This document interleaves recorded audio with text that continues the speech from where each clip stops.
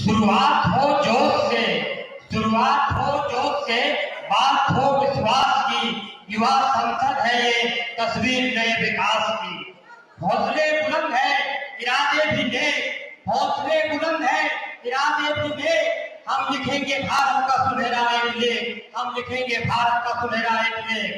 मैं Kumar Shivshakti Bokaro state city college का छात्र हूँ।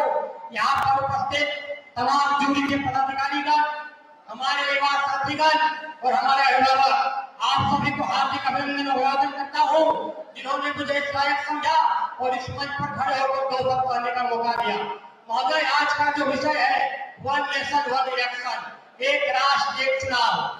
सबसे पहले अगर किसी भी चीज को आपको सुचारू रूप से संचालित करना है तो आपको इसका एडवांटेज और डिसएडवांटेज दोनों को बर्बाद करना होगा। महोदय, अगर पूरे देश में एक साथ चुनाव होंगे, आए दिन हम देखते हैं कि अलग अलग राज्यों में चुनाव होने से हमारी जो सरकार प्रणाली है, जो गवर्नेंस सिस्टम है, वो कहीं ना कहीं टूट सी जाती है और विकास की गति कहीं ना कहीं रुक सी जाती है।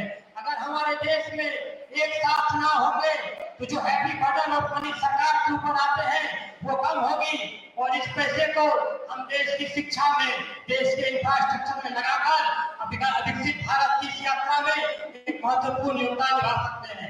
महोदय, अगर बात करें वन नेशन वन इलेक्शन के डिसएडवांटेज की, जो क्षेत्र समस्याएं हैं, जो रूरल एरिया की समस्याएं हैं, वो कहीं ना कहीं दब जाएगी और पूरा का पूरा चुनाव सेंट्रलाइज चुनाव हो जाएगा।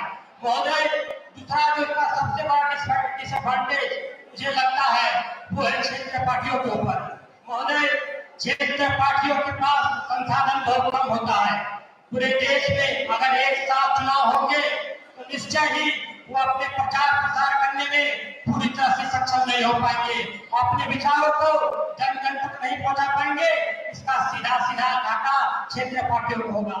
महोदय, इसका एक संवैधानिक अड़चन भी है, क्योंकि 1952 से 1967 तक हमारे देश में एक साथ चुनाव होते थे, परंतु राष्ट्रपति दूसरे सरकार गिरने की वजह से, राज्य में राष्ट्रपति शासन रहने की वजह से वो राज्य पीछे चला जाता था। अगर आपको इसको सुचारू रूप से बनाकर जो संवैधानिक अड़चने हैं उससे उभरकर काम करेंगे तो निश्चय ही जो हमारा संकल्प है 2047 तक विकसित भारत का, उसे हम पूरा करेंगे।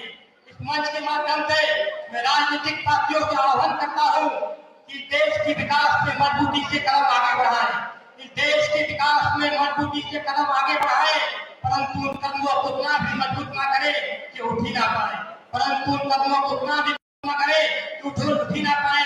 साथ ही साथ महिलाओं का आह्वान करता हूँ कि जाति धर्म समुदाय में भटकम ना रह जाए, जाति धर्म समुदाय में भटकम ना रह जाए, सिर्फ और सिर्फ वोटर लिस्ट के नाम पर चढ़ कर ना रह जाए।